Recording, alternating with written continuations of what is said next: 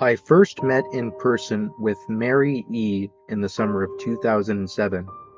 I had arranged with her husband of 15 years, Terence, to see her for an interview. Mary had initially agreed since I was not a newsman but rather an amateur writer gathering information for a few early college assignments, and if all went according to plan, some pieces of fiction we scheduled the interview for a particular weekend when I was in Chicago on unrelated business. But at the last moment, Mary changed her mind and locked herself in the couple's bedroom, refusing to meet with me for half an hour. I sat with Terence as we camped outside the bedroom door, I listening and taking notes. Well, I listening and taking notes while he attempted fruitlessly to calm his wife. The things Mary said made little sense, but fit with the pattern I was expecting. Though I could not see her, I could tell from her voice that she was crying, and more often than not, her objections to speaking with me centered around an incoherent diatribe on her dreams, her nightmares. Terence apologized profusely when he ceased the exercise, and I did my best to take it in stride.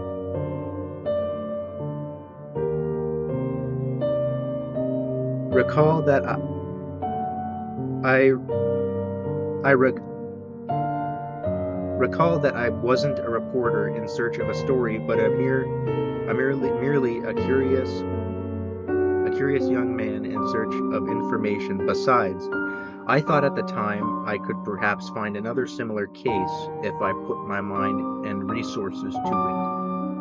Mary E. was the PSYOP for a small Chicago-based bulletin board system in 1992 when she first encountered the Smile.jpg, and her life changed forever. She and Terence had been married for only 5 months. Mary was one of an estimated 400 people who saw the image when it was posted as a hyperlink on the BBS, though she is the only one who has spoken openly about the experience. The rest have remained anonymous or are perhaps dead. In 2005, when I was only in 10th grade, Smile.jpg was first brought to my attention uh, by a burgeoning interest in web-based phenomenon. And in web-based phenomenon, Mary was the most often cited victim of what she sometimes referred to as Smile Dog. The big, uh,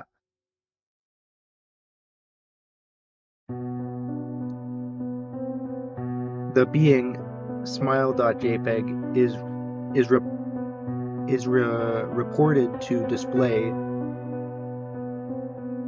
is reputed to display what caught my interest, other than the obvious macabre elements of the cyber legend and my proclivity towards such things, was the sheer lack of information, usually to the point that people don't believe it even exists other than as a rumor or hoax.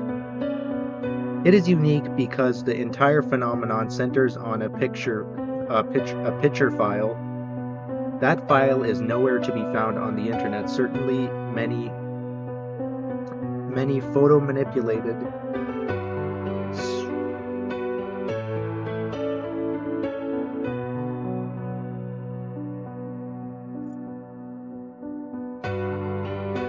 Camilcara litter the web, showing up most frequently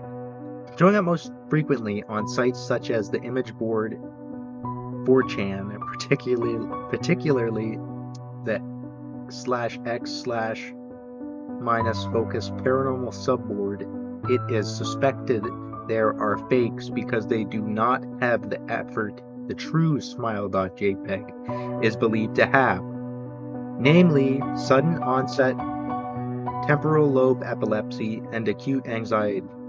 This purported reaction in the viewer is one of the reasons the phenomenon, the phantom-like smile.jpg is regarded with such disdain, since it is patiently absurd, though depending on whom you ask. The reluctance to acknowledge smile.jpg's existence might be just as much out of fear as it is out of disbelief. Neither smile.jpg nor smiledog is mentioned anywhere on Wikipedia, though the website features articles on such other, perhaps more scandalous shock sites as hello.jpg or Two Girls One Cup. Any attempt to create a page pertaining to smile.jpg is summarily deleted by any of the encyclopedia's many admins. Encounters with smile.jpg are the stuff of internet legend. Mary E's story is not unique. There are unverified rumors of smile.jpg showing up in the early days of Usenet, and even one persisted tale that in 2002 a hacker flooded the forums of humor and satire website Something Awful with a deluge of smile.jpg pictures, rendering almost half of the forum's users at the time epileptic. It is also said that in the mid to late 90s that smile.jpg circulated on Usenet and as an attachment of a chain email with the subject line, "Smile, God loves you." Yet despite the huge exposure these stunts would generate, there are very few people who admit to having experienced any of them, and no trace of the file or any link has ever been discovered. Those who claim to have seen smile.jpg often weakly joke that they were far too busy to save a copy of the picture to their hard drive. However, all alleged victims offered the same description of the photo: a dog-like creature, usually described as appearing similar to a Siberian husky, illuminated by the flash of the camera, sits in a dim room, the only background detail that is visible being a human hand extending from the darkness near the left side of the frame. The hand is empty, but is usually described as beckoning. Of course, most attention is given to the dog or dog creature, as some victims are more certain than others about what they claim to have seen. The muzzle of the beast is reportedly split in a wide grin, revealing two rows of very white, very straight, very sharp, very human-looking teeth. This is, of course, not a description given immediately after viewing the picture, but rather a recollection of the victims who claim to have seen the picture and endlessly repeated in their mind's eye during the time. They are in reality having epileptic fits. These fits are reported to continue indeterminately, often while the victims sleep, resulting in very vivid and disturbing nightmares. These may be treated with medication, though in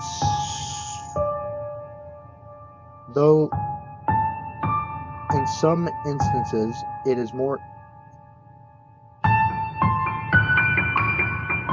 though in some sense it is more effective than others. Mary E, I assumed, was not on effective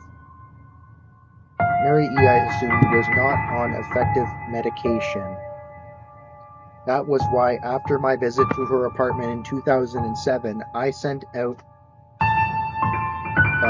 feelers to several folklore and urban legend-oriented news groups, websites, and mailing lists, hoping to find the name of a supposed victim of Smile.jpg who felt more interested in talking about his experience. For uh, For a time, nothing happened, and at length I forgot completely about my pursuit, since I had begun my freshman year of college and was quite busy. Mary contacted me via email, however, near the beginning of March 2008. Added by Moose Juice to jml at .com from Mary.net. Subject: Last summer's interview. Dear Mr. L, I am incredibly sorry about my behavior last summer when you came to interview me. I hope you understand that it was no fault of yours, but rather my own problems that led me to act out as I did. I realized that I could have handled the situation more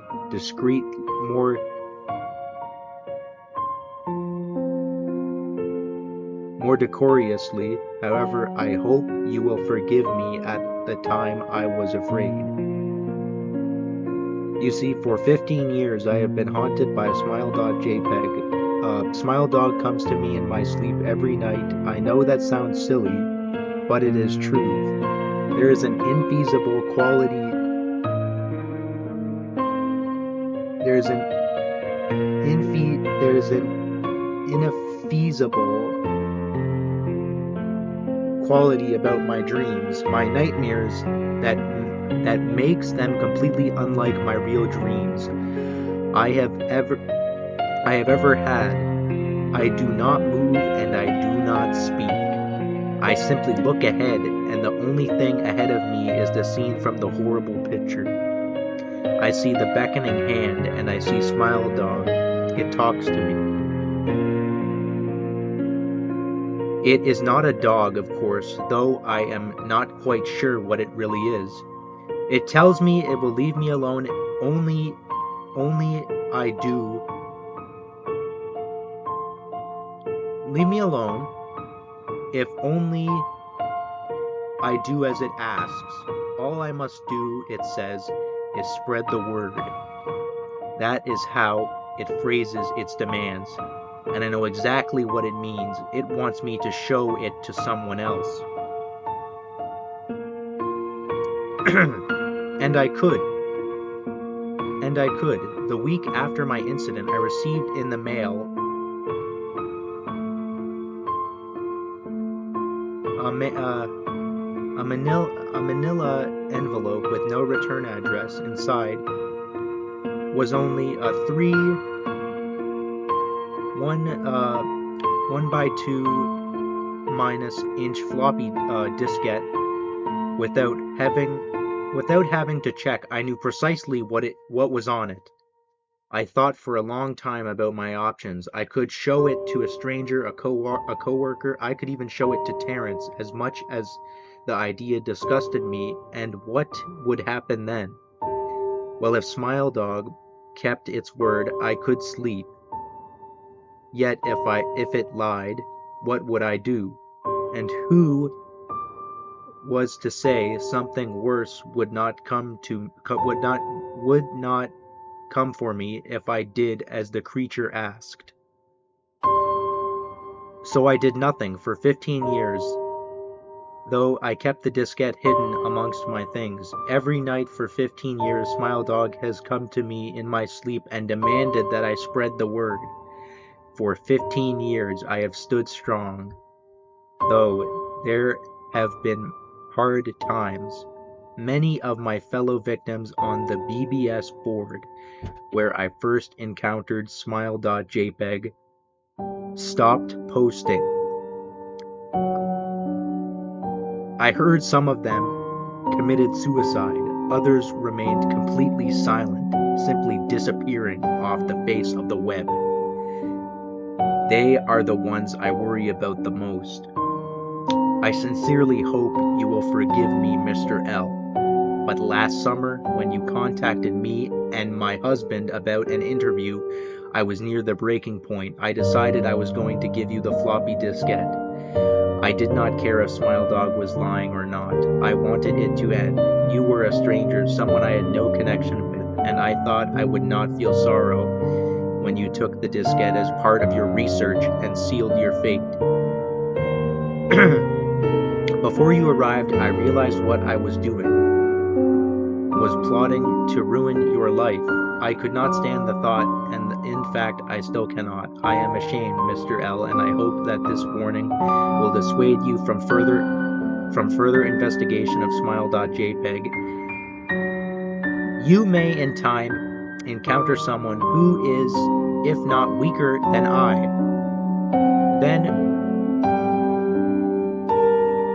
then wholly more depraved, someone who will not hesitate to follow Smile Dog's orders. Stop while you are still whole. Sincerely, Mary E. Terrence contacted me later that month with the news that his wife had killed herself while cleaning up the various things she'd left behind, closing email accounts and the like. He happened upon the above message. He was a man in shambles. He wept as he told me to listen to his wife's advice. He'd found the diskette. He revealed and burned it until it was nothing but a stinking pile of blackened plastic. The part that most disturbed him, however, was how the diskette had hissed as it melted, like some sort of animal, he said. I will admit that I was a little uncertain about how to respond to this at first. I thought perhaps it was a joke, with a couple belatedly playing with the situation in order to get a rise out of me. A quick check of several Chicago newspapers' online obituaries, however, proved that Mary E. was indeed dead. There was, of course, no mention of suicide in the article. I decided that for a time at least, I would not further pursue the subject of smile.jpg, especially since I had finals coming up at the end of May. But the world has odd ways of testing us. Almost a full year after I returned from my disastrous interview with Mary E., I received another email to jml.com from Elzer E2@.com. Subject: smile. Hello. I found your email address through a mailing list. Your profile said you are interested in Smile Dog. I have saw it. It is not as bad as everyone says. I have sent it to you here, just spreading the word. Happy face emoji. The final line chilled me to the bone.